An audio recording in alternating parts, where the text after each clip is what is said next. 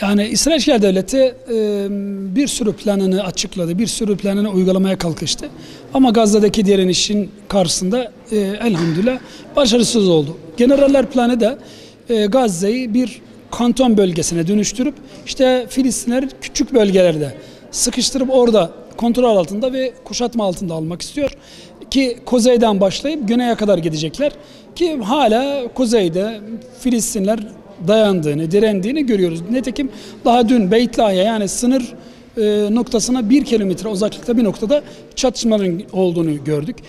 İsrail İşgal Devleti bu general planıyla Gazze'yi bir daha ayaklanmayacak, bir daha kendine gelemeyecek şekilde işgal etmek istiyor. Ama Allah'ın izniyle bu direnişin gücüyle, dirayetiyle gerçekleştiremeyecek.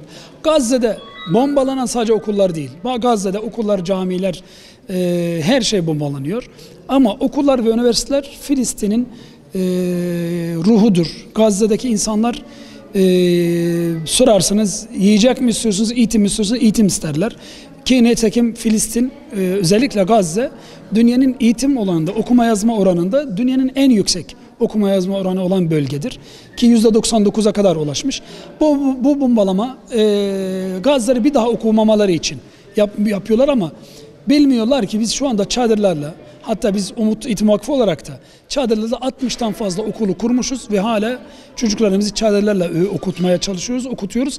Üniversitelerimiz online bir şekilde dünyanın her yerinden eğitimi devam ettiriyor ve biz bu işgale karşı kolay kolay pes etmeyeceğiz. Bu eğitimi hem eğitimimizi hem direnişimizi hem de davamızı yaşatmaya devam ettireceğiz. Yani şu anda zaten İsrail İşgal Devleti'nin katlettiği 50.000 Filistin'in içerisinde %75'e yakın kadın ve çocuk. Erkeklerin de ciddi bir kısmı zaten direnişten değil. Öyle bakarsak direnişin kaybı çok yüksek, fazla olmadığı görünmektedir. İkincisi İsrail İşgal Devleti Gazze'yi 1 ayda 2 ayda yerle bir edip işgal edebileceğini zannetmişti. Bugün görüyoruz ki 14 ay bitirdik ve 15. aya girdik ve hala Filistin'de, kuzeyde, bir avuç bölgede, bir küçücük bölgelerde İsrail İşgal Devleti ciddi tepki, ciddi direniş görmektedir.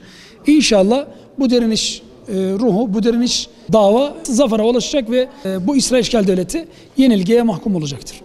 Yani açıkçası Filistin'de, Gazze'de özellikle o savaşanlar, o direnenler Gazze için değil, Filistin için değil, ümmet için savaşıyorlar ve bunu yaparken bedel olarak çok ağır bedeller ödüyorlar.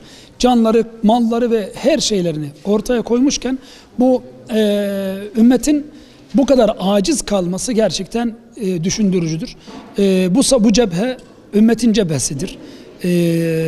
İslam alemin cephesidir ve İslam alemi artık elini taşın altında koyması lazım.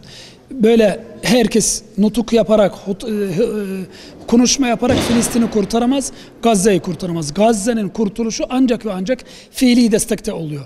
Bakın şu anda Gazze'yi yiyecek dahi sokamayan İslam alemi kendini Filistin destek verdiğini iddia etmesin. Filistin destek vermek isteyen bedel ödemeyi kabul eder. Ümmete olan çağrım şudur: Filistin bedelle kurtulur. Bedel ödemeden kurtulacağınızı zannediyorsanız hiç düşünmeyin. Filistin'e sahip çıkmak isteyen bedel ödemeye kabul etmek zorunda.